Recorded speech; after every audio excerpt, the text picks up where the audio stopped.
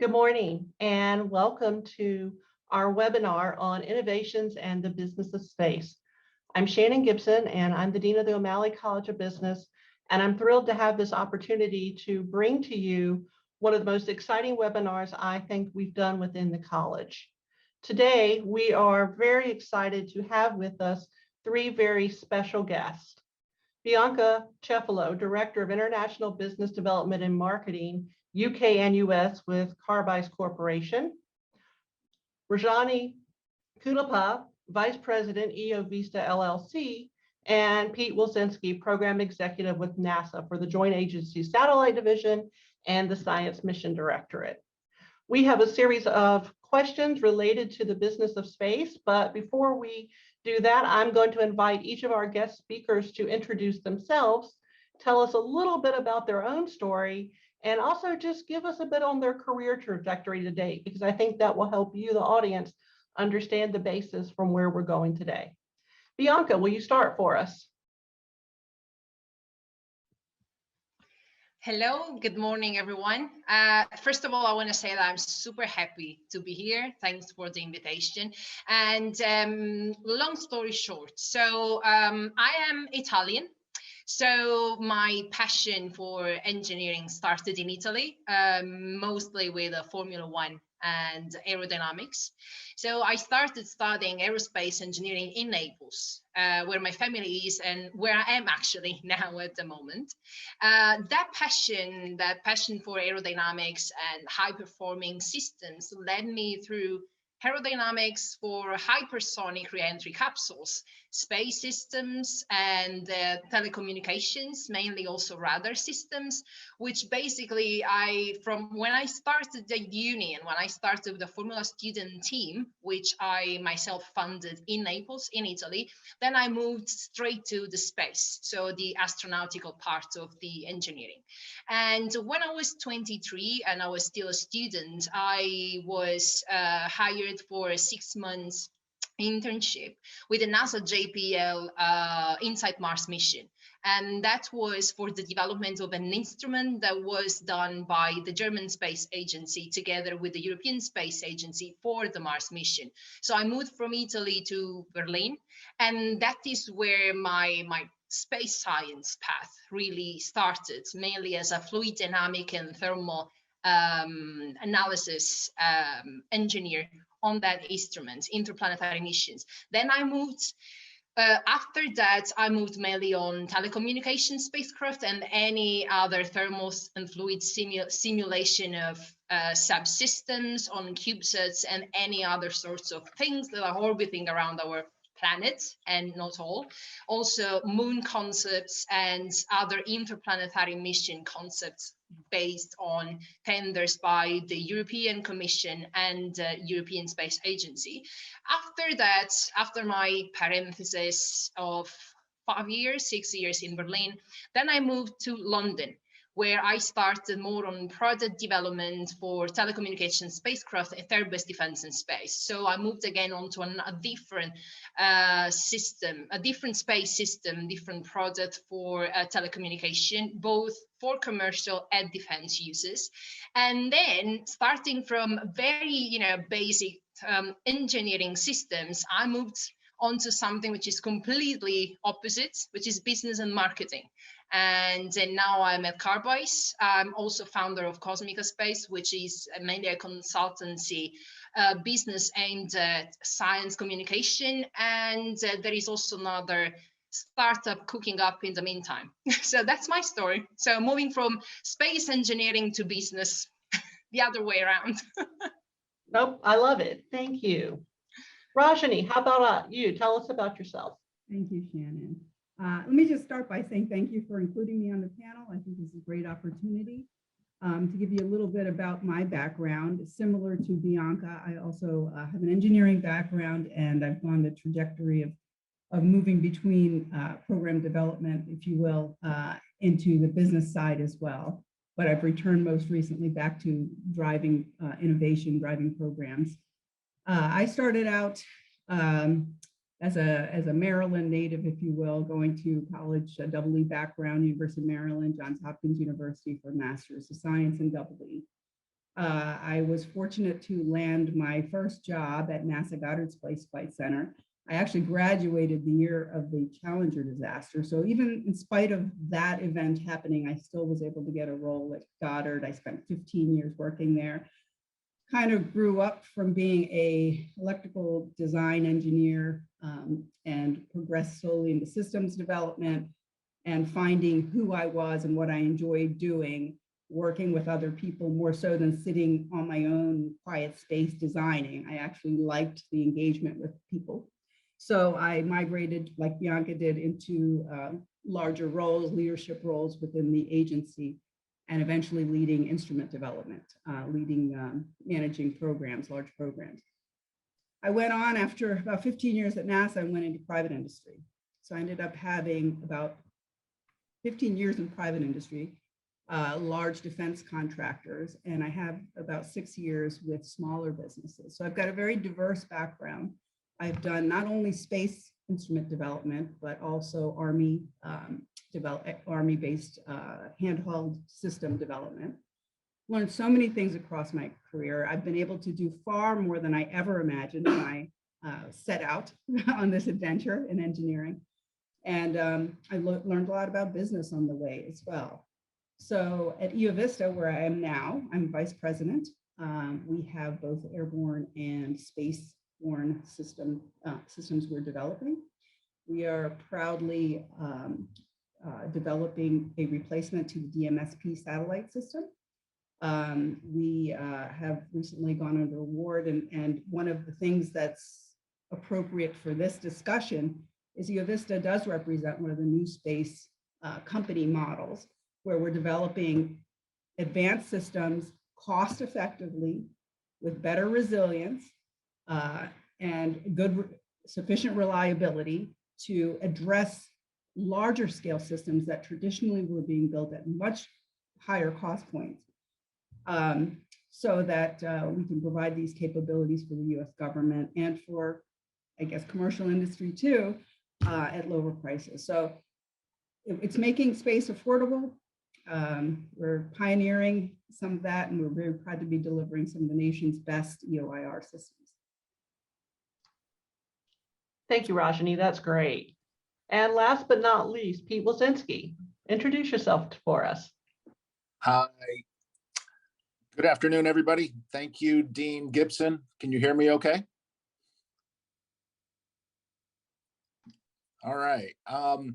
My name is Pete Wilczynski. I am the requisite government guy on the panel. 34 years in federal government. That is a combination of 10, 11 years of active duty in the United States Air Force, followed by 17, 18 years working for the National Oceanic and Atmospheric Administration, and now better part of 6 years working at NASA headquarters here in Washington, D.C. But let me first say that I am a 19, and I'm going to date myself now, 87 graduate from Embry-Riddle, Daytona Beach. So I'm also the requisite alumni on the panel. The journey started there in Daytona Beach. It started with love of aviation, and it started with first solo there at Embry-Riddle and requisite licenses. I came out of there with an aeronautical studies degree. I went into the Air Force through the ROTC detachment there at Embry-Riddle. Ended up going to flight school, ended up flying. And I thought the career path to working for Delta or United was in my glide slope. And then I was offered an opportunity to do what the United States Air Force calls a career broadening assignment. That's a euphemism for you're getting another job. And that's not necessarily what you plan for. And that was to work on a military space shuttle mission.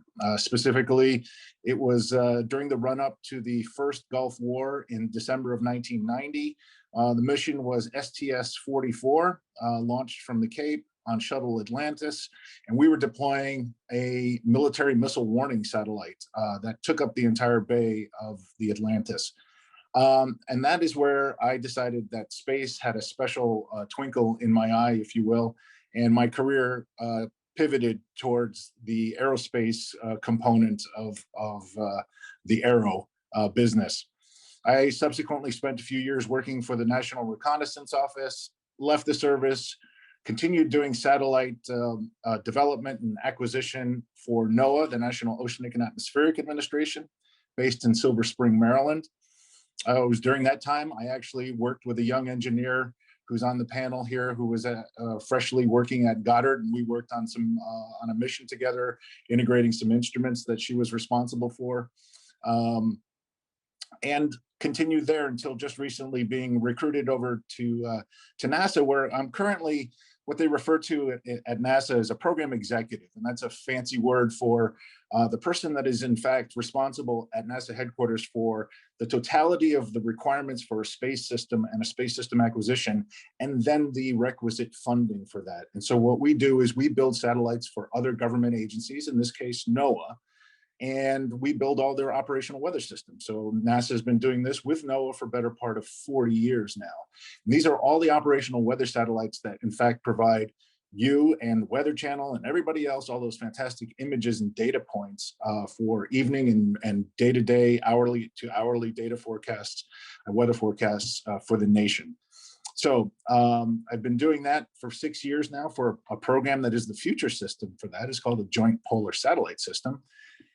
And I will say, before I yield the rest of my time to Dean Gibson, I'll say that in the domain of how things go from aero to space and space back to aero, and how we're going to talk about both these career fields and all these technical elements of a scientific career field, I would be remiss if I didn't mention what milestone event in aviation happened yesterday. And this is a kudos to my colleagues at the Jet Propulsion Laboratory out in Pasadena, California. We had an aeronautical event yesterday that happened on another celestial body. So the space aspect was the rocket and the transition orbit to a Martian orbit, a landing. And then we decided to fly a helicopter for 30 seconds at 3 meters in high definition recording. I imagine many of you saw that. But what's remarkable about tying that all together, and some of you have probably heard, that there was a small swatch of material from the Wright brothers' original flyer that the Smithsonian offered up. It's a small swatch that was actually placed behind the solar array on the helicopter yesterday. And so to talk about the first piece of human-made matter flew on the Earth and now has successfully flown on Mars. A little bit of philosophical moment there, but it's pretty remarkable in terms of aviation and science. And so that's just sort of the entree into this conversation about what else we're going to talk about in terms of innovation and where everything is going. So thank you, Dean Gibson. Thank you, Pete. I love that you brought that in, because it also speaks to exactly what we are talking about in terms of business. And so I'm going to throw the first question out, and we'll just, anyone who wants to take it up can. I've heard it said that business is what is driving this new space age forward, that space is turning into much more of an entrepreneurial business, fast developing, differently funded than anything we've seen in the past. So my question to each of you is, do you agree with this? And why or why not? How and why is it occurring? And what are the pros and cons? And is this going to work? And is this what we'll see going forward? So I'd love to hear your thoughts on this. I can start from, why it is happening. And if I agree, yes, absolutely, yes. And I think with Peter, we've been speaking a lot about how the communion between the private and the government, and anything that is institutional now is moving humankind forward. And by the way, talking about historical matters, let's talk again that humankind will get to the moon thanks again collaboration between private and public, so SpaceX and NASA, as much as these happened with the Crew Dragon last year, and it's going to happen again. So that's really on a very big public scale what is happening. And what is happening also at a smaller scale, because clearly NASA and SpaceX are probably the most known private and public names in the popular culture. But as much as we have the American base, then there is an entire other world, which is Russia, China, Europe, and now UK, because we are living in a very, very interesting historical time, not only because of the pandemic, but also because of the Brexit. So that's making the UK another major player together with Europe and the US. So I agree completely that the more we are seeing political events happening, the more we will see private new companies coming in. And why this happened, it's because from the Second World War, where, you know, let's say telecommunication was mainly owned by government, then at some point everything was used for commercial uses. So services like TV, broadband, broadcast, sorry, not broadband yet. And then we moved the development of technology on Earth, like computing capabilities, manufacturing capabilities, they actually helped developing and moving technology forward that could be applied in space more than we had seen before. So with a lower cost of machining and widely usage of computing that were way more powerful, and let's say everybody was accessing computers that were as powerful as the ones that maybe NASA could have, then more people started to do simulations on their own. More people started to build stuff in their own garage. I mean, Elon Musk started like that. Jeff Bezos started like that. Many other people that are less known started like that. And this is how an entire wave of new entrepreneur and new innovation started to move from Earth to space. And this is my view, very generic. I love it, Bianca. Rajani or Pete, you want to add to this? Yeah, I'll be happy to add. Sorry, Pete. Yeah, I agree with what Bianca said. To add another facet of that discussion is also risk. NASA has traditionally taken on the very high risk missions, and they continue to do so as we go forward, looking again at the Mars events of late. NASA about 10 years ago made, maybe a little longer than that, made a decision to try and commercialize for that reason, so they could change their focus and hand off to industry, if you will, the capabilities that they've developed and enter into partnerships with industry to try and promote industry involvement and commercialization of space, to bring, again, costs down, to bring some ingenuity and innovation to the field. Allowing, again, NASA to free up and do other things and more adventurous things. Generally speaking, the government takes on those roles when there is less commercial interest, as Bianca indicated. That's all changed now. I mean, look at Space News that was released yesterday. Tremendous coverage on recent events, the Blue Origin's launch, the orbital launch, as Pete mentioned, everything going on with NASA and Mars, Ingenuity, Perseverance, all of that's happening. Very, very exciting times. It's definitely, yes, it's becoming commercial. It's been in the works for the last 20 years. SpaceX coming to fruition about 20 years ago, and NASA again making this concerted effort to transition the capabilities to commercial entities. There are also contracting vehicles which are new. In the last 5 to 10 years, these public-private partnerships that Bianca alluded to.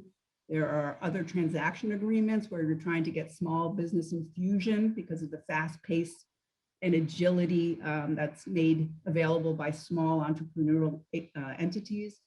And the government recognizes that.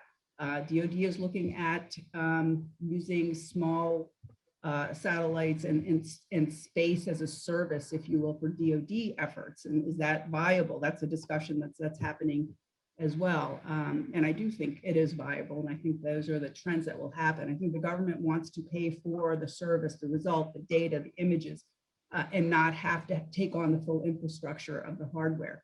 And as commercial interest in imagery, in climate change information, carbon tracking, methane tracking, greenhouse gases in general, mining of asteroids, commercial benefits of finding materials in space, looking for habitable areas in space, all of that. That's driving commercial interest, which again is fueling this growth in the industry. You have large companies like SNC announcing they're spinning off a Sierra Space, which is going to be a commercial entity looking at business for space, envisioning in the next 5 to 10 years, billions of dollars worth of business. 4 billion is what they're looking at. So I definitely think it's happening, and it's a really exciting time for us all. So, building on that, both that Rajani mentioned and Bianca are both spot on. From Bianca's point about technology, 20, 30, 40 years ago, where intense computer-based design was in fact sort of an element of big government, had the resources and the wherewithal to run these high power computing to do all this major design work and things like putting a person on the moon. Those were in fact sizable. And Rajani mentioned along those lines also that, the government has changed over 10, 15 years in the sense that its contracting methods have been much more open. NASA is still an incredibly risk-averse agency. However, to that end, we develop technologies that are very sound upon deployment and implementation. They are, we fly stuff back and forth, whether it was shuttle, soon to be Orion, soon to be any of these other missions. We test and test and test, and we do tend to be pretty successful. But as mentioned, how has this changed, especially in the last 2 or 3 years? So as the government guy, I'll say the last 3, if not 4 presidents, US presidents, have been very supportive of government commercial implementation, integration at the very basic levels of either design development or partnering in both. And that sort of partnership that was embraced by the past 4 presidents or so has really resulted in the success of an Elon Musk and SpaceX, has resulted in the success of Mr. Bezos and Blue Origin, will result in the success of many other small launch vehicle providers. One of the things I wanted to touch on in that sense is in the launch business, the smaller, more agile, inexpensive launchers is really a market growth area in terms of business, the business of space. Because you look at, there's several companies, and I will mention one in particular. It's a company that's called Relativity. They are building rocket engines with a 3D printer. Let me say that again, rocket engines with a 3D printer. Now, most of us probably 5, 10 years ago, probably couldn't have imagined printing a phone on a 3D printer. Talk about rocket engines. And they are doing it, and they just ran some long duration tests, and Relativity has been quite successful in their recent long duration rocket fire test that they conducted down at Marshall Space Flight Center, I believe. So there's a pivot there that's happening. There's technology that's being introduced into design, development, implementation, but it's also the cost is coming down. So as cost comes down from a business perspective, this is making access to space more feasible for scientists that are putting up small satellites, small payloads, small constellations of payloads. Again, I have to do the requisite. Today's the first of 2 or 3 days of Earth Day and Earth Week. And having said that, working on environmental sciences and study of our atmosphere and the chemistry that's involved in studying our atmosphere, scientists are proposing putting up small CubeSats. Universities are putting together small little CubeSats in an effort to better understand our atmosphere. To get into space, that's always one of the most expensive elements of planning, if you will, a business profile for either a commercial or a government satellite mission. But if you can reduce that rather significantly, if you can get access to space, if you will, for dimes and just a few dollars per kilo, that now suddenly becomes a business proposition that allows these entities, universities and smaller companies, access to space to prove their technology, to introduce their technology into the domain that we're talking about. And that's a very exciting place to be at the moment. And we're on the sort of the bow wave of that at the moment. The last 3 or 4 years, these new launchers are all over the place in terms of their weights, their sizes, where they're going to launch, and the price point. Ultimately, we're 3 technical people on this panel, but the price point from a business perspective is what small companies or small institutions, universities included, are most concerned about, because you don't have that huge fortitude of a government to finance big rockets and big things. You might only have $3, $4, $5 million, if that, to spend on a launch, and launch business is very, very expensive. So that's an example of sort of how the confluence of government and commercial innovation is now starting to bear some fruit. Thanks, Pete. I love that. And both Rajani and Bianca mentioned this in terms of their big company experience. And now, Pete, I'm going to ask you in terms of government, and ladies, both of you as well. How are we seeing the role of entrepreneurship? So large entities creating entrepreneurial initiatives within their organization, as opposed to trying to do it themselves. So I've worked with the government on this, Pete. I know they are trying in some cases. Rajani, you mentioned small spin-offs. Speak to me about the role of entrepreneurship in creating this innovative space industry we're looking at. So I will not pretend that the government, in particular, NASA, is still lagging behind my industry colleagues on the panel here. We continue to be very conservative, and that's one of the primary reasons for that, is that our source of funding for everything we do is taxpayer money. And so therefore we are accountable at a different level, if you will, than maybe a standard board of directors or an advisory board for a company. We are responsible to the American people. Okay, so that aside, NASA is actually actively working, and I'll speak to the area where I work. I work in science, in the Science Mission Directorate at NASA headquarters. And my boss is the head of science for the entire agency, Dr. Thomas Zurbuchen. And he's actively looking at how do we accept higher risk for better gains, if you will, in a non-traditional government business sense in terms of space and getting some of our new mission work done. And you would imagine it's a pretty good debate inside the offices. And again, you know, NASA is not quite as agile as my colleagues on the panel and the companies that they've worked for and they're working on. But we're trying to pivot in a way that resembles something more like the agency is willing to, accept higher risk missions. And we're just going to have to accept that. In the past, NASA would no way accept any high risk. Anything medium risk was a problem. But now, realizing that the agility and that our commercial partners out in industry are doing this, they're accepting the risk, and they're very successful. NASA is now looking internal to ourselves, going, maybe we should be doing much more of that. And yeah, it might be cost beneficial and save money, which also is a good thing when you're using taxpayer money. So I hope that scratched that out a little bit. Rajani or Bianca, anything you want to add? Yeah, I would add that, so from, again, another perspective, which is UK and European, I must say that, so that's for example, NASA is a conduit for the entire United States. Whilst in Europe, we have the European Space Agency, but then there are fragmented other agencies like the Italian Space Agency, the German Space Agency, the UK Space Agency. So it's like each and every one of them has a space agency per se.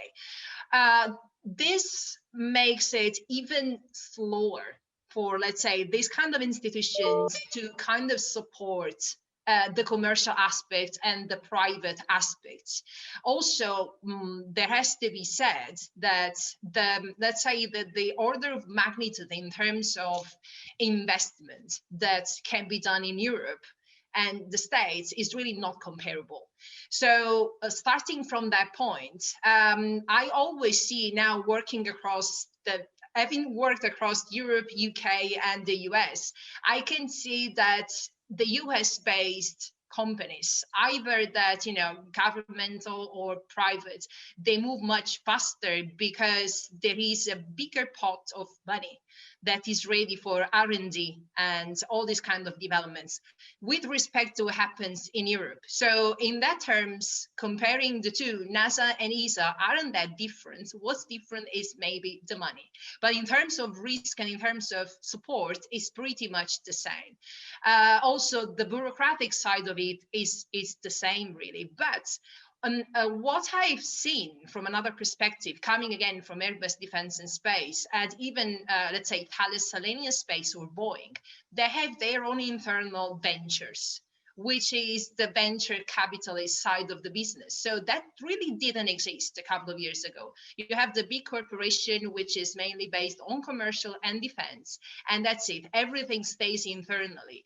But now they are very much willing to spend a portion of their budget coming with an equity for a new startup. Maybe this startup has even started by employees of the same company, or people that were working there. They decided that they wanted to pitch this idea to somebody in the industry, and that same industry funded, or at least seed funded, the idea. So this is very much something that has started probably 5-6 years ago in all the bigger corporates. How fast they are going, that's another question, but it's happening, and it's a big win for the private sector, because also it's kind of breaking down the monopoly, either from the institutions, so governments, but also from the big corporates that generally are always winning the tenders with NASA, with ESA, with all the other ones. So that's a massive change that has happened across the globe, to be honest. Yeah, another aspect of the change that's happened over the years too, I think, is Pete alluded to the larger systems that he's worked on and I've worked on as well. Traditionally very large, very expensive platforms, one-offs, as Pete said, developed by very risk-averse entities that had to have multiple redundancies, very high reliability, driving tremendous cost on those types of systems. Now, again, with smaller entities, small business, entrepreneurial angles, and pursuing things in new and creative ways using modern technologies to have proliferated sets of systems, which can be launched at much lower costs on these rideshare type efforts like Falcon, really changes the game and allows us, entities like Vista, to propose and deliver and develop and deliver systems that use that playbook instead. And what that gives you, again, is more resilience. It gives you a point at which you can balance risk and reliability a little bit better. So you can, again, bring the cost down from a business perspective. That's what a lot of this comes down to. How much money do you have to put into it? How much these systems cost commercially and for government services and anything. In the end of the day, in business, you've got to monitor all that. That's a huge part of it. So that's another big change we've seen. You're able to do similar and actually better science with less money. So Rajani brings up a really good point. We at NASA are looking at these small environmental payloads. So the scientists that are in charge of developing these small payloads are called principal investigators, right? And they get picked by NASA based on their experience and based on something they proposed to solve a question about science. And then they put together a program, and that program consists of a satellite and then a way to get it into orbit. Traditionally, that's been a cost of that rocket or a ride on a rocket that's been rather high. And it's usually the largest part of that principal investigator's budget that he's he or she is proposing from an institution, a think tank, a university, what have you. What Rajani was just saying is that one of the pivots that NASA is making is now perhaps looking at making it very clear early on in the design process for these smaller Earth Venture class kind of payloads, is to assume that they're going to be, these little payloads are going to be attached to another NASA mission, maybe even an Air Force mission, who knows, whatever government institution is flying, as a ride share. And that NASA will cover at a more corporate level, cover that much smaller cost than, you know, buying a part of a ride on a much bigger payload. The cost to in terms of your business case, is much smaller than the totality of a $130 million rocket, right? Your share could be only 5–10% of that, which is something that a principal scientist, a principal investigator can afford in many ways. Well, we're actually actively pivoting now to relieve these scientists from having to cover this huge cost, based on the fact that rideshare is becoming a rather standard function commercially and within governments and internationally. It is, and so it's a way to defer cost to programs in a business sense, but it's also utilizing the lift capacity that these partners, and usually big missions, are already paying for, and to allow the benefit to kind of transcend the totality of the government team or government and commercial team. And that's a new way of doing business as well. That's exciting. I'm going to pivot us a little bit now. So across history, the space program has yielded many notable technologies that we now take for granted. Everything from CAT scans to camera phones largely came through the space program and some research from it at some point. And we certainly have seen this shift that you've explored greatly on the significant public-private partnerships and how it's doing that. So I'd like you to speak to, if you can, how this business of space is going to continue driving innovation in terms of what we see. So space driving need for new services, or existing services being delivered in new ways, or services trickling down. So what are some positive things we should be looking for on the horizon? What are the innovations that are going to benefit our terrestrial life as well as benefiting our space exploration and efforts? I think I mentioned, I mentioned some, obviously ability to monitor climate change. A lot of entities are becoming very conscientious about their footprint, if you will. And as they are trying to measure themselves, providing services that are able to measure how much emissions that they're creating, identify leaks or emissions that are beyond the norm for them, and giving them information that they can act upon to correct. Imagery obviously is always of interest for a multitude of reasons: agricultural, other interests, commercial interests that exist in planning and such. Other arenas such as very protected comms, communications that are encrypted, that are very secure, that can be enabled as there's heightened interest and concerns about security and confidentiality of information. Those are the few that come to mind. Certainly, developing space tourism is something that I think will be very exciting and will result on its own set of interesting ideas and opportunities. I think also this mining opportunity of finding out, what is available, mapping out what's available in space, providing that, making that information more accessible to people that are interested in someday pursuing opportunities to explore themselves.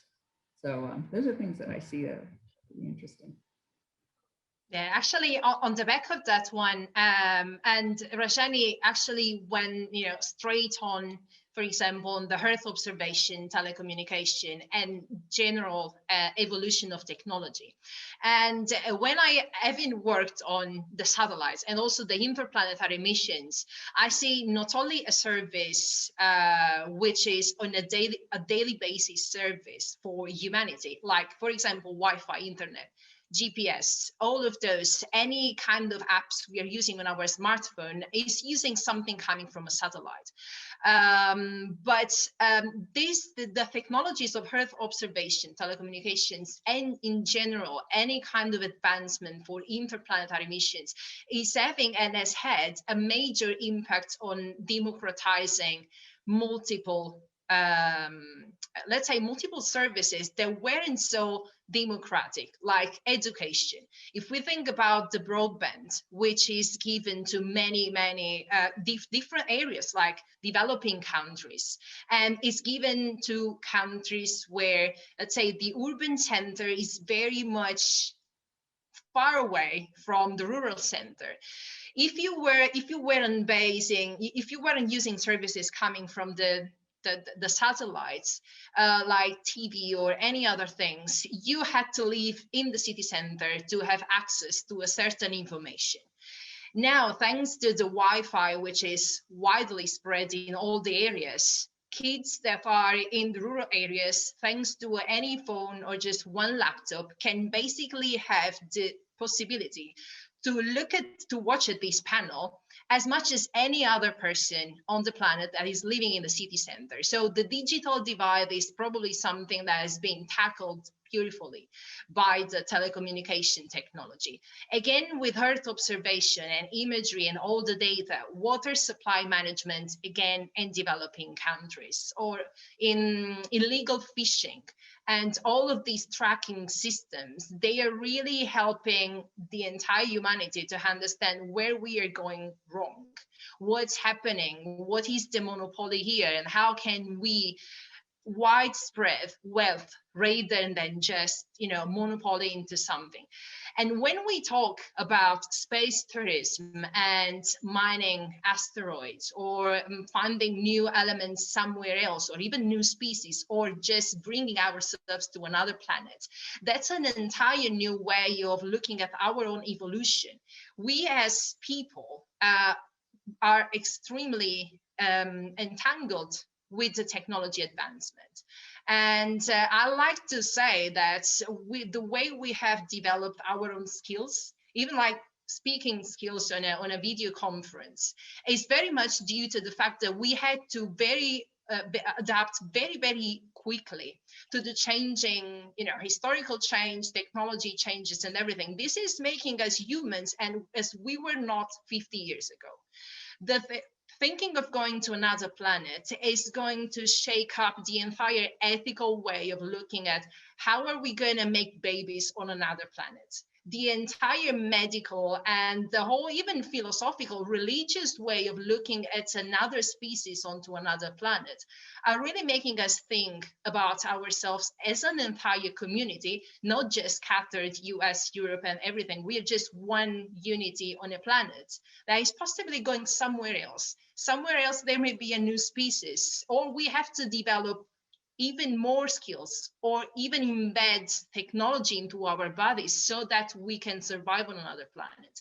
So from a social, cultural, and ethical way, advancement of technology in space is really making us think about humankind in a way that probably wasn't thought about before. So, I'm grateful that large scale, forward thinking people like Bianca are trying to figure out, how do we as a humanity exist on another planet, and how do we get there? And of course, it is going to be a journey of epic proportions. And I retrospectively look back about your question, Shannon, about what are these things? How do we bring these things to humans, whether it's medical, scientific, or otherwise? And while I was listening to Rajani, I was thinking about we're still, we as a government, all these resources we have, flying satellites and all the pictures are being taken and everything else, we still have trouble getting our data from these fabulous sources to something as simple as your iPhone or a phone. And we don't go outside to even check the mail without taking this with us. We walk to another room in our own house with the phone. We take this everywhere. So how is it that we haven't been able to take simple things like satellite data, for example, and Rajani talked to this about getting pictures of crops and allowing farmers globally, not just in the US, not just in Europe, but across the planet, be able to look at a crop forecast or recent imagery of their own terrain that they can't see as far as their eye can see to the horizon, but on the other side and beyond the horizon, see something here that allows them to make smart, humanistic decisions about what they're going to plant and how they're going to plant it, or where they're going to plant it, or the dryness of the surface. To that end, we also look at the sea level rise and coastal communities across the planet to look at an incoming storm and realize that the sea level is rising and that's going to cause significant, perhaps even catastrophic flooding. These are immediate impacts to our lives that we're still, in a global sense, still not quite there in terms of making that available. And people will say, well, these images from your satellites, they're multi-gigabits an image. And this little iPhone can't choke down that much data. That is a true statement. So how do we do that? And I think some of this innovation now comes to how do we take this enormous amount of data, and by the way, from these, at least the NASA satellites and the NOAA satellites, this data is in fact free because it's paid for by all of us, the taxpayers of the US, and it's free and available. But then how do we package it? There's a lot to be done, I think, with the resources from space to on-Earth terrestrial processing to make this available, not just to a select few organizations or people that have the ability to ingest this, but literally make it so that when you go walk around to the grocery store, or you're looking at a particular outside activity, you can see, you can look, and you make decisions based on the most accurate information that's available to it. And this is global. And when we reach that point, I believe that's one of those connection points where people go, oh my gosh, I can't get this image I've been getting for the last 5 years. What does that mean? And oh, it's tied to a satellite that we just put up there. Oh, it's a new satellite. Oh, now I have a better image. Wow, look at that. Look at those colors. These are things, if you will, the value proposition of what we do in, I would say, Earth observational space community is just that. Does that present value? Do you introduce it? And then when you take this and you translate this to going to another celestial body, whether it's the moon or Mars, let me just leave you with this for a second. If we send humans to a habitat on the moon, what do you think the first thing astronauts, international, domestic, or other astronauts, want to do as soon as they arrive on the moon? First thing they want to do is probably FaceTime their family and say, hey, I got here, it's okay. I'm okay. So how do you suppose they're going to FaceTime their family from the moon? Well, NASA's been thinking about that, and we're actually contemplating putting together a constellation of communication satellites around the moon, and as an experiment to something we may do around Mars or some other entity, so that astronauts can live a life, humans can live a life on these other celestial bodies, resembling what we've learned on this planet, but also able to, if you will, exist in the confines of a restricted habitat in these harsh environments, but yet be able to FaceTime with family and friends for key events in their human lives back to their home planet. A lot more to be done there, and that involves all kinds of communication schemes and laser communications and high bandwidth. But these are things that, as Bianca posed the premise of looking out beyond our own close celestial bodies, to how do we philosophically get to these other points? There are some practical things that are being done to start seeding the ground for us to get to those points. You guys have laid a fabulous foundation for this and you've alluded to it, but largely what we're discussing here is how in the past, the success we've seen has really been a space for Earth economy. The things that we've done for space have driven the economy and had technological, innovative, financial ramifications that benefited the Earth. I guess the question then becomes, and Pete, you started this conversation, is there likely to become a true space for the sake of space economy? What will it include? And then actually, Bianca, growing off what you said a moment ago, is there potential not only for the public good, but actual wealth creation? Because there are real businesses involved in this, and they do have a fiduciary responsibility to return a profit to their shareholders. Well, I think the quick answer is I think there are a lot of big thinkers around the planet that are thinking about how to take advantage of some of these ways to get into space, to create that sort of business model that is space for space revenue making, and to sustain, you know, a profit, to have a profitable business. I think they're looking at all of that, and I'm not in that particular line of work, but I definitely, if there are people that are thinking like Elon Musk's success and performance over the past 10 years, his success, there are so many others, and there's probably even some listening and participating in this webinar that are thinking of ways and have thought of ways and have mined already websites around the world to see what is this mineral, what is this thing. I think there's a lot more conversation there to be had. I yield to Bianca and Rajani. Yeah, well, I think that in the next couple of decades, every business will be a space business, and vice versa. Space will be everybody business. And going back to, you know, how space has benefited us on Earth, plenty of things. As we said, the only fact that we are here is based on, okay, we can use telecommunication, or even the fact I had a surgery on, you know, a dental surgery, and this is something, you know, very really down to earth. And when I was speaking with the dentist, he said, I'm gonna, you know, reconstruct your tooth with the material that is flown on the shuttle.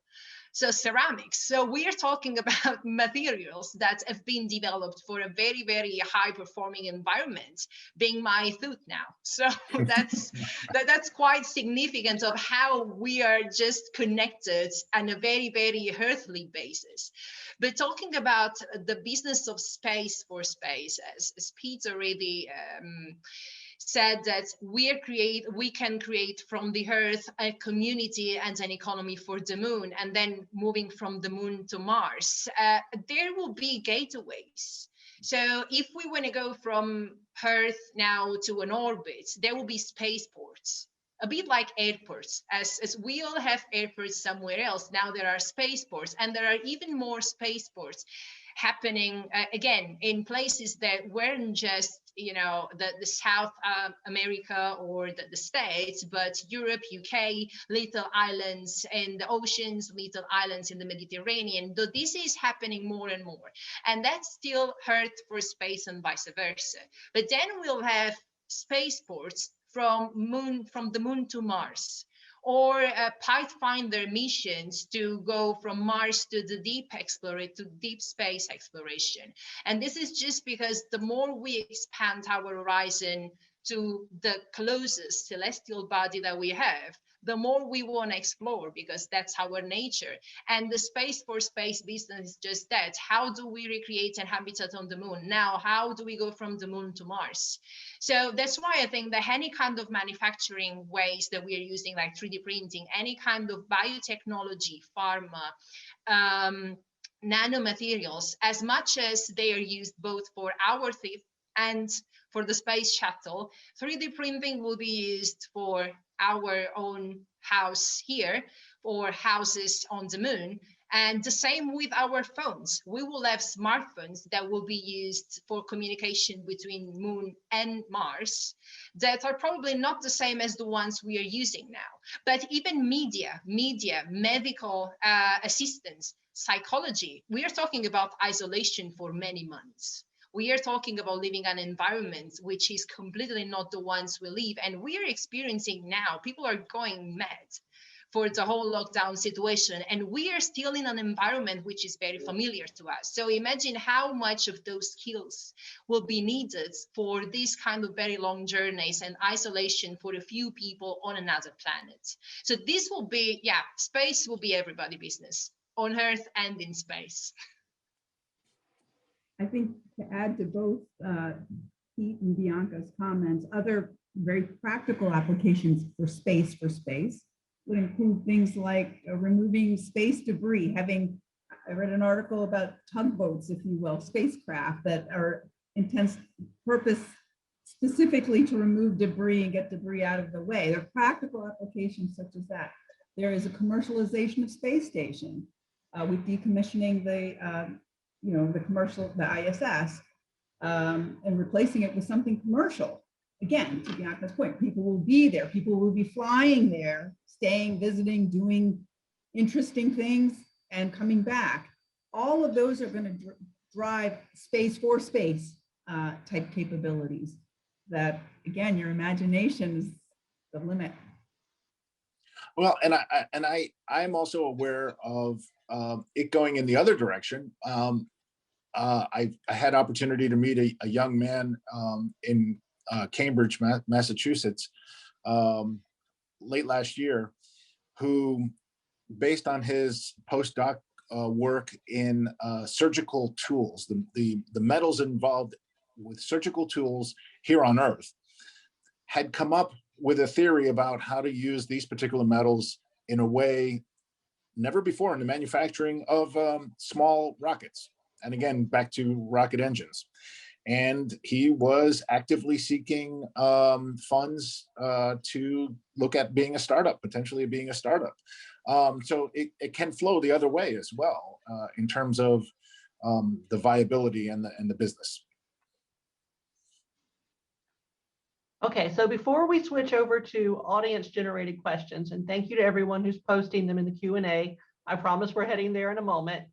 I want to shift focus a little bit, though, and have you provide some advice to our students who are in the audience.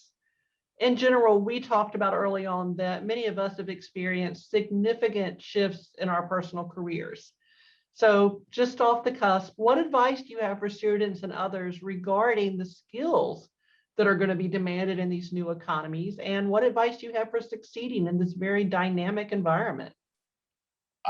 I will say the first thing that comes to mind, and I'm sorry about jumping the gun in front of my two colleagues, is look at this panel and what we're talking about.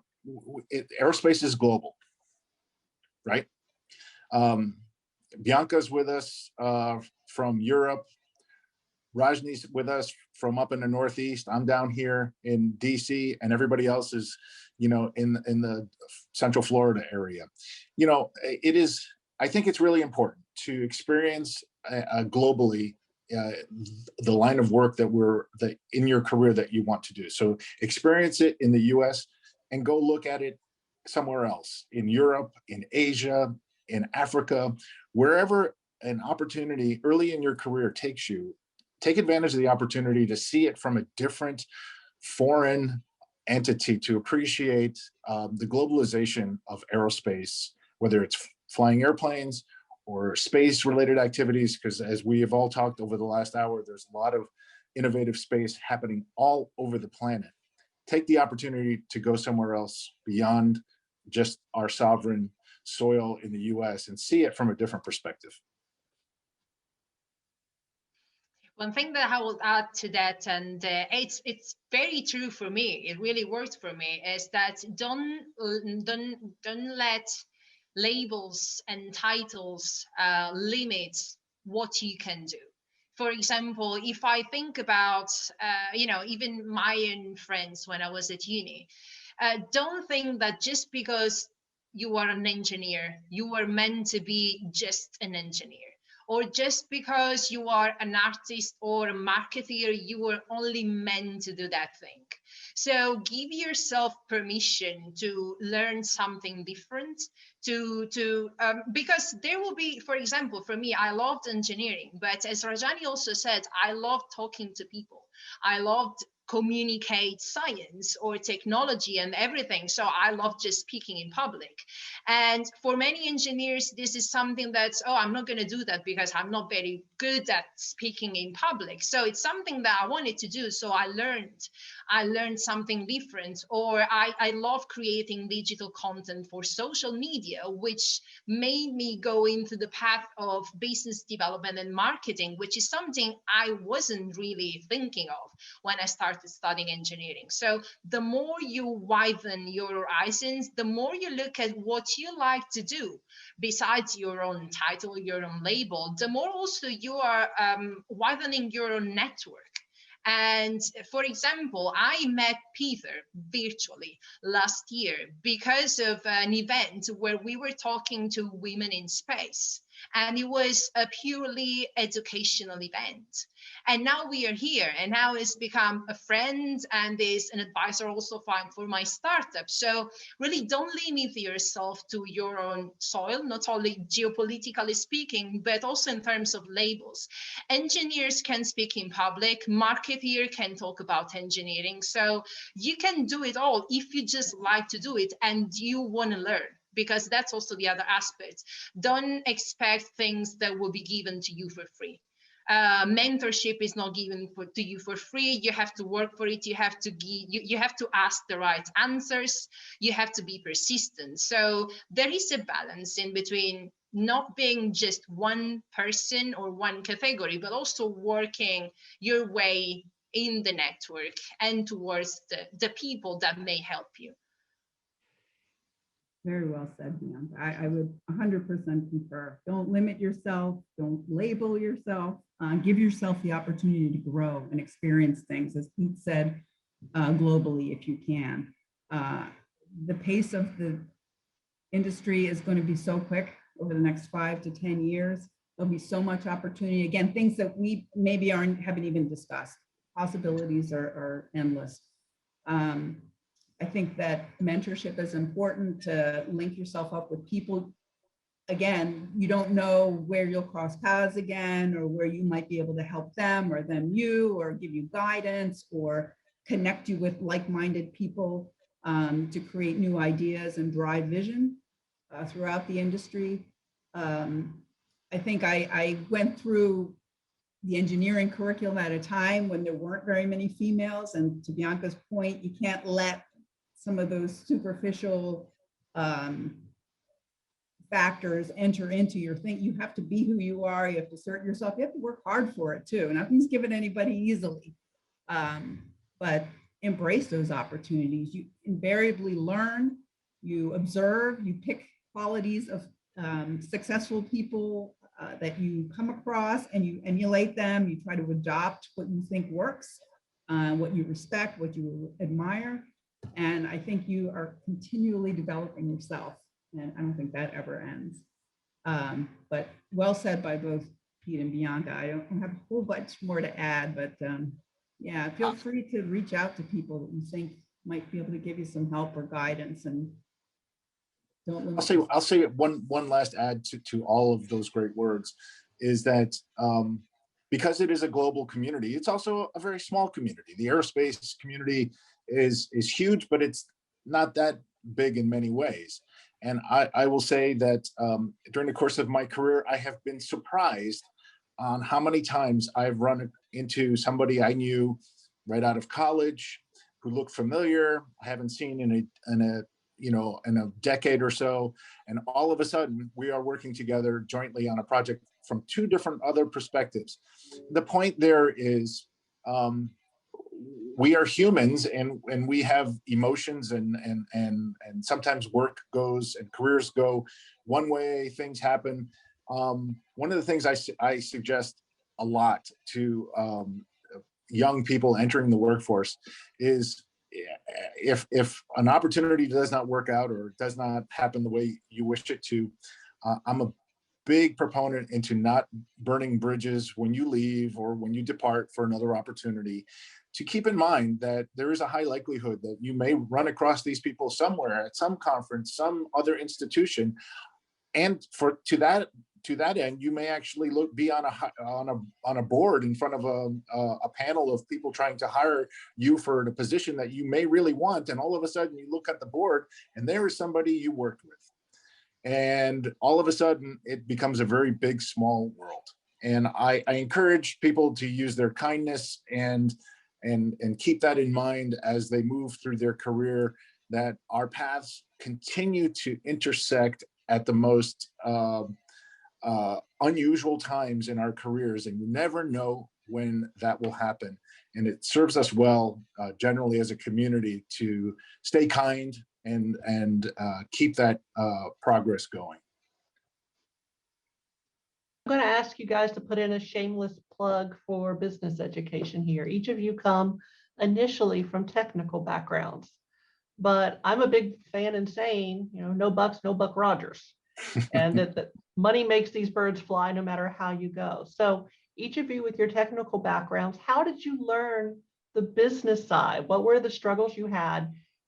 Looking at performance and understanding cash flow is not the easiest thing in the world. So where did this come into play in your career, and how did you address it?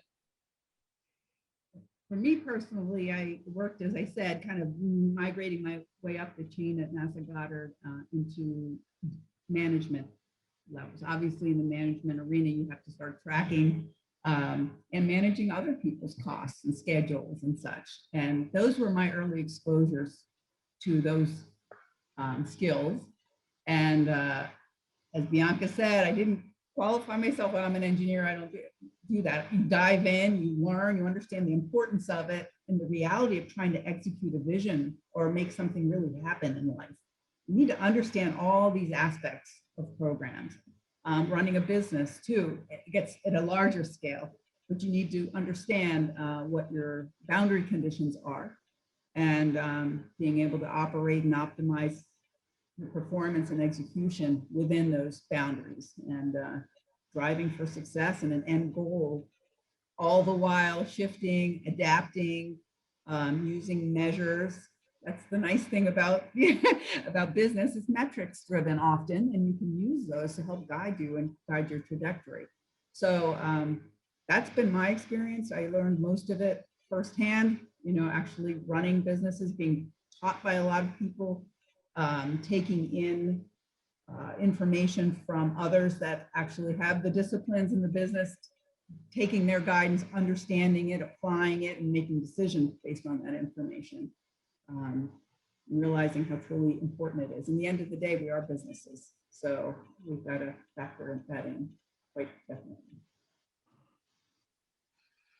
I think that from my perspective, it started when I was at uni. So because I wasn't very wealthy financially, I had to find ways to pay for my university. So I had to, kind of, become a business myself. So I was, okay, the best thing I can do is becoming a private teacher for English, because in Italy, at the time, nobody was really speaking English, for mathematics and physics, because I was an engineering student. So starting from that kind of ways to find solution to financial crisis, I think I brought that with me.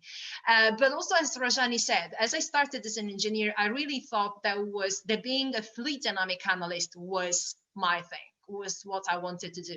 Then I realized that actually I didn't want to do that. I liked speaking with people, and the more you speak to people, the more you move up, let's say, this ladder of the corporate, the more you understand that to be also a product manager, you are not just dealing with the technology, but you are dealing with business cases, with return of investment. You are basically, every idea you have, every product you want to develop is a small business. You have to pitch that to another business division. That business division needs to give you money. The money needs to be justified by a business case, all of those. So the more I was moving towards that, the more I realized that everything we do on a daily basis is a transaction and is a negotiation. Everything, even for building my own influence within the space community, I am my own business. There are people maybe that have my same background but are less known because they have exposed themselves less. So starting from yourself, you are yourself a business. Anything you want to do in your life, the influence you want to build, the products you want to sell, it's starting from you as a person or as whatever leader in your industry. Starts really with your personal branding, and then you can apply that influence to your business case, to your startup. But I think it started with me like that. I needed to find solutions to pay for my bills, and that's really helped me. Well, and that's the reality of it, right? And so in a very same way, in the same way that Rajani came into the same understanding, is when you become, and I became a project manager and a program manager. In the government it's not for profit business, right? But you're still looking for an appropriation of funds from the United States Congress, and that being said, you still have to propose a business case for a new program or a new initiative. And it's called that, a business case. And so you have to have the business savvy to show the value added. Even in the government, you have, as a program manager and a program director, now a program executive, I still have to stand up in front of the chief scientists of the agency and the leadership of NASA to show value, not just in a scientific and in a technical way, but also in a fiduciary way, and how we are able to stay within a budget or stay within the funding that was appropriated to us by the US Congress. And so it's very similar to how projects are managed in the private industry, but it is the notion of looking at monthly statements. It's looking at how our contract partner team is working on their schedule. It's earned value management, looking at how much time is being spent, project schedule management. It is as Shannon, you said, it is the business of the business. It does take very capable business-minded people in aerospace to make profits, to make a successful business. And I will point to this. Everybody knows the SpaceX model, and everybody always knows who Elon Musk is, because he is a forward thinker, and he is somebody who has that capability to forward think and to be able to get capital investments at the levels that he's been able to. But at the same time, he has an extraordinary business savvy team that starts with Gwen Shotwell right as his deputy, who is extraordinarily talented woman in our business, and is extraordinarily business savvy. And she worked for the Aerospace Corporation as a technical consultant before she started with SpaceX. So there's a healthy connection that can be had there, and all of you should look forward to experiencing it. Thank you. I'm going to shift over to the questions being put forth by our audience. So if you don't have the Q&A open, everybody, you can see them as well. One of the questions put forth by Pete Agar, who is our executive in residence here in the College of Business, focuses on students. So I think we'll start there. And he says that one area that we find is that sometimes students tend to be risk adverse. And early in our conversation, you all talked about how organizations are looking to be smart about adopting appropriate amounts of risk. His question is, what can students learn about risk management as it applies to their careers? And I think you've mentioned this a few times, but I'm going to ask it a little more directly. Who wants to tackle it? Well, I'll start, because I spoke about NASA being extremely risk averse, and that is a changing culture. I do think it has to do with your individual comfort in a role that you are working in, and the confidence you have in the skills that you have achieved, either through university or a combination of university education and your real world experience that tells you that, you know, with the level of commitment to a company or to people that you're working with, that it's okay to take this risk, and it's okay if it doesn't work out. It is survivable. And I think it is a comfort level that has to get established based on knowledge. And I think the more you understand how a risk can impact you and how it won't impact you, is a way to better kind of feel comfortable with that, and in your capacity to say, I can do this, or we shouldn't do this. I think the risk equation has changed fundamentally also. As I said, you know, the ways things were done traditionally, it's very different now. And it allows you to take more risk. And again, it's got to be calculated risk. And as we've all said, you have to have the business case. You have to have fiduciary responsibility to say why you think something will work with some reasonable probability.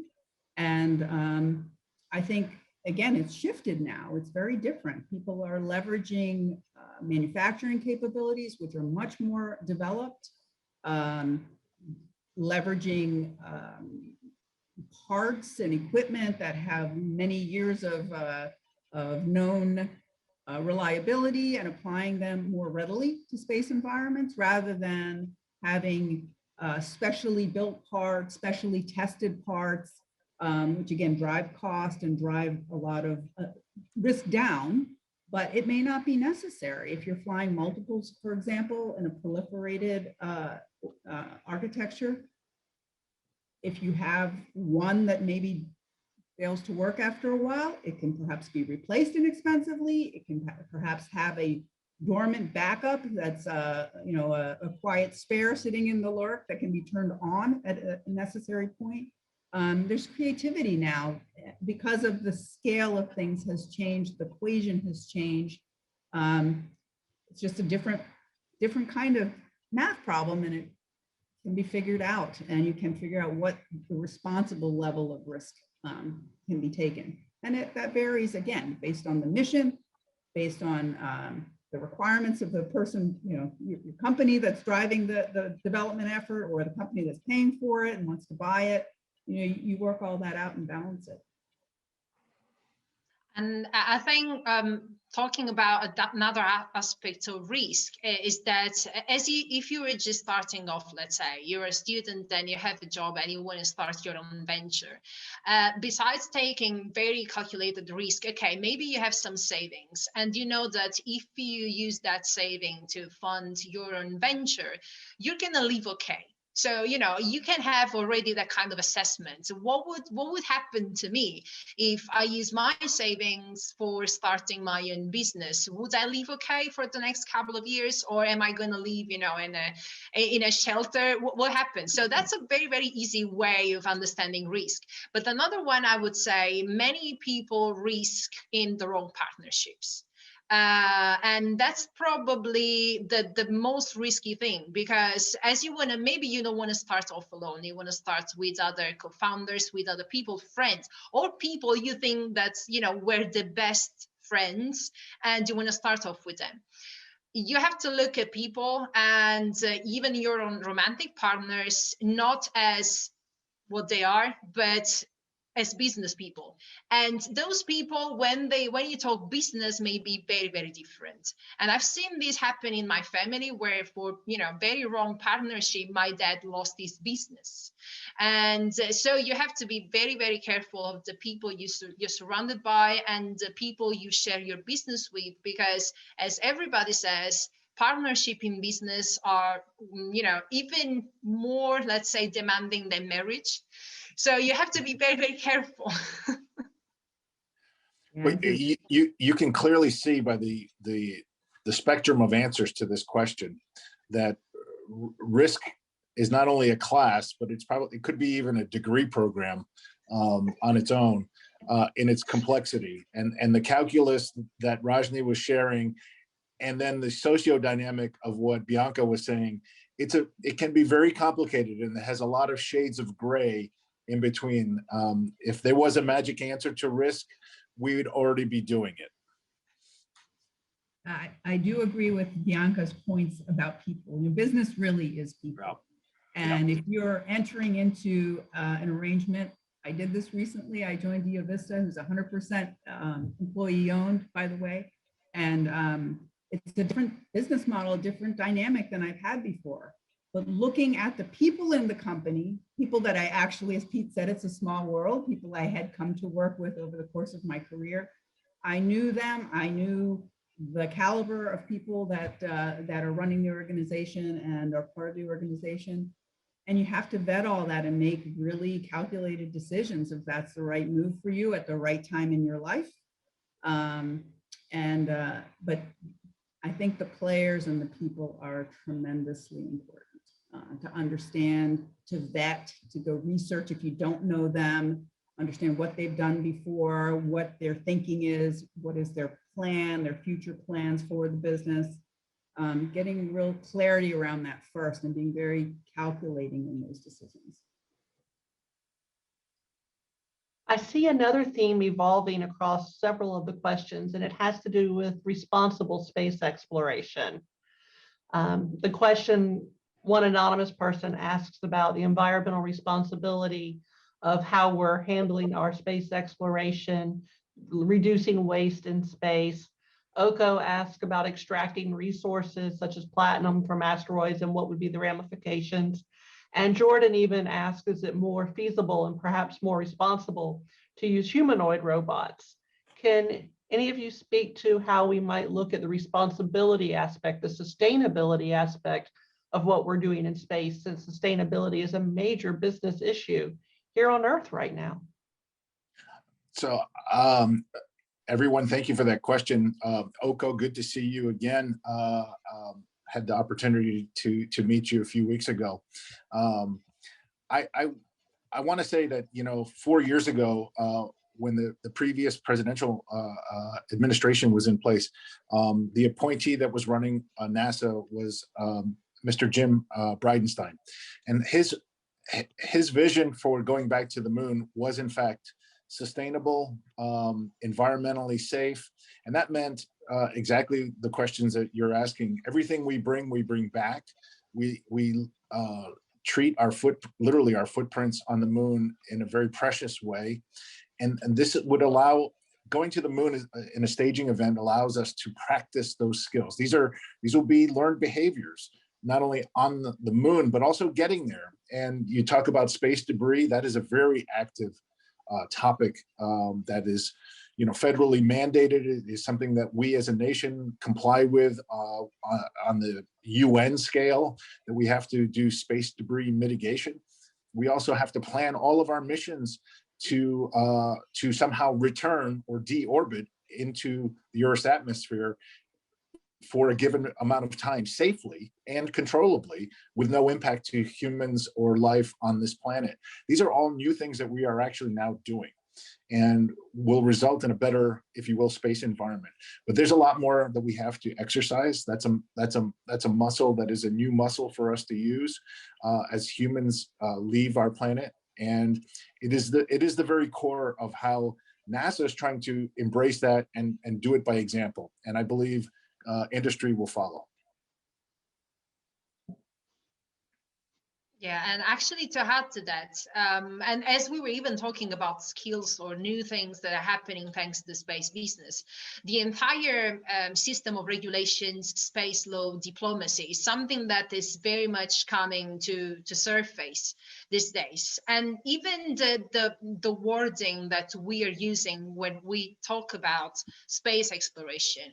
And I used to say we have to be very conscious about space exploration and the word that we are using. So are we using colonization or are we using settlement?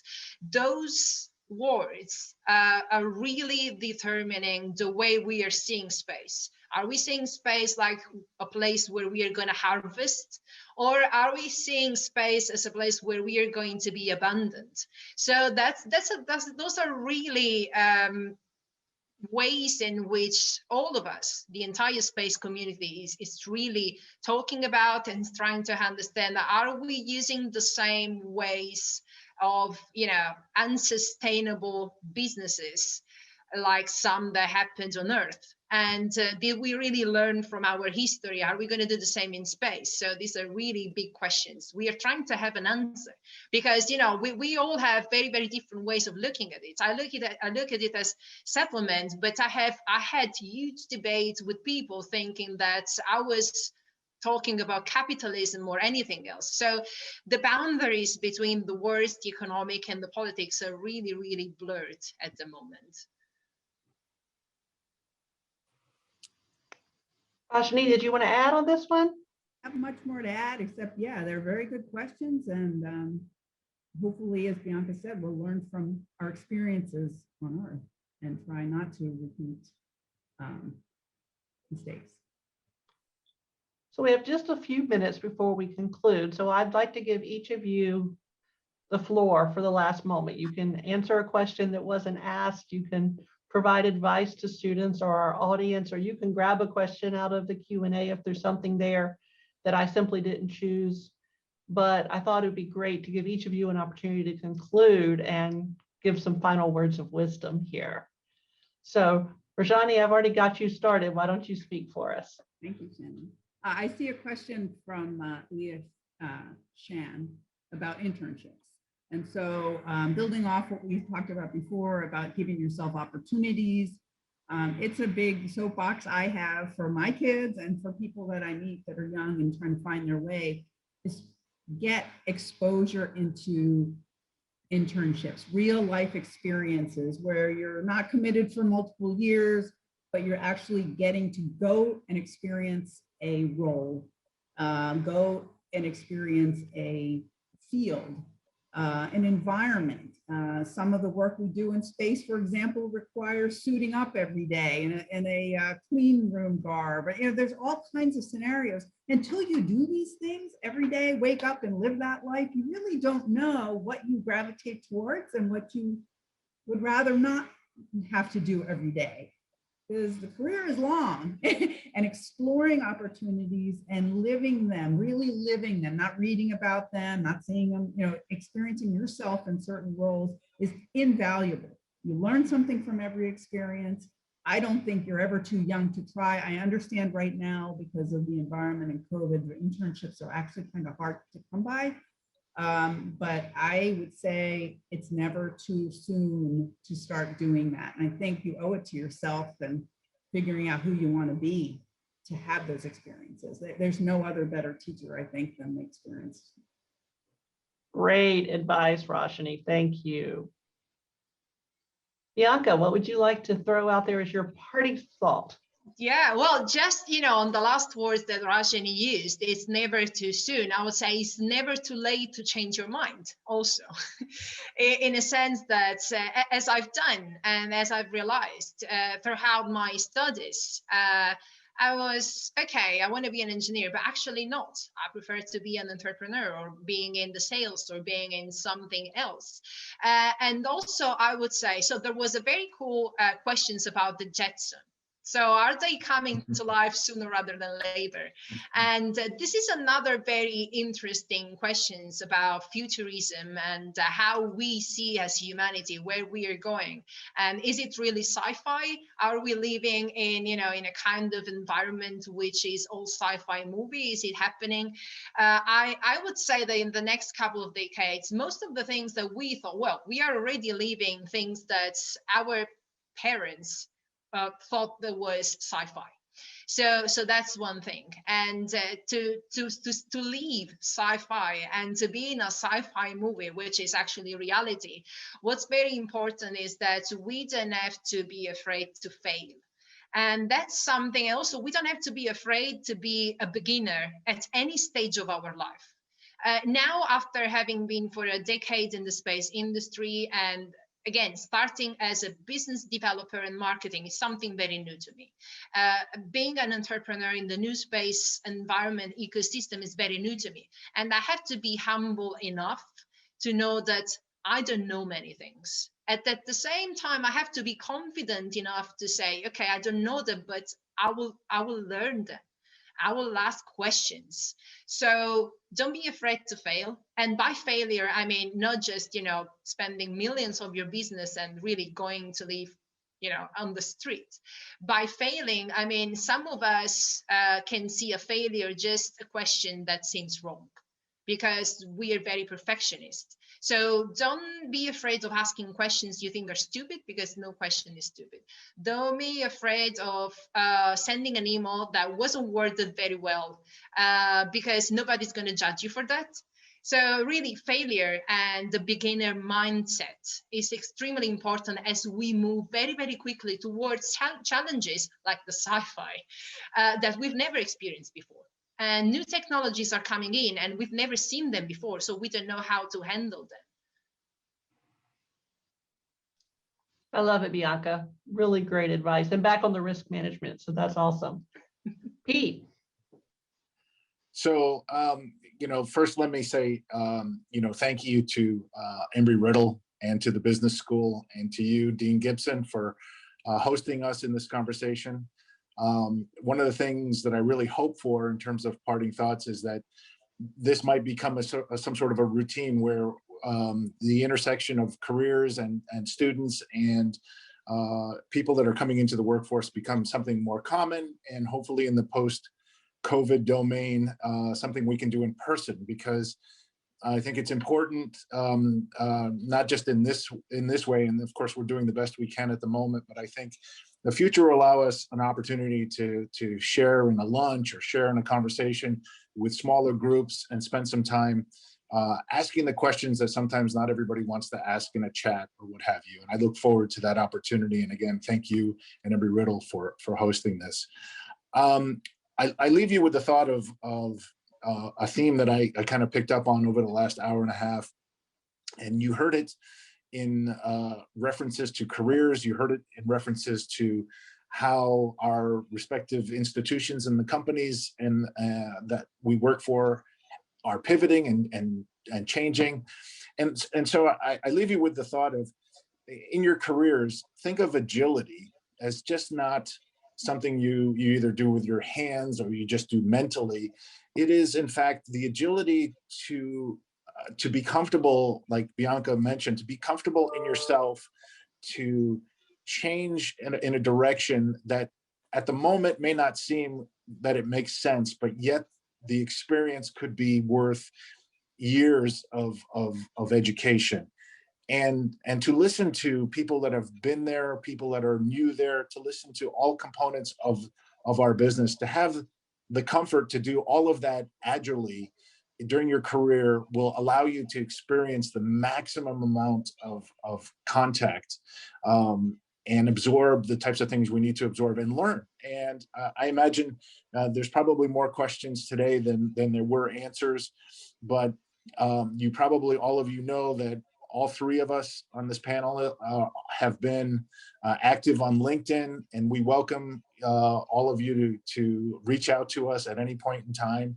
And it is a community. I said it earlier, paths will continue to cross. I imagine someday I might see some of you and you say, yeah, you were part of that group that did that thing that day during COVID. We'd be, yes, that's exactly right. That was us. So again, thank you to you, Shannon. Thank you to the university, and try to be agile and true to yourselves. And my thanks to all of you, Pete, Rajani, Bianca. This has been an amazing webinar. I know the audience agrees. We've had a great turnout. They've been engaged, but your honesty and your willingness to engage with students and my alumni from around the world, because there are people watching from everywhere. So while face-to-face might be better, this enables opportunities for participation we couldn't have elsewhere.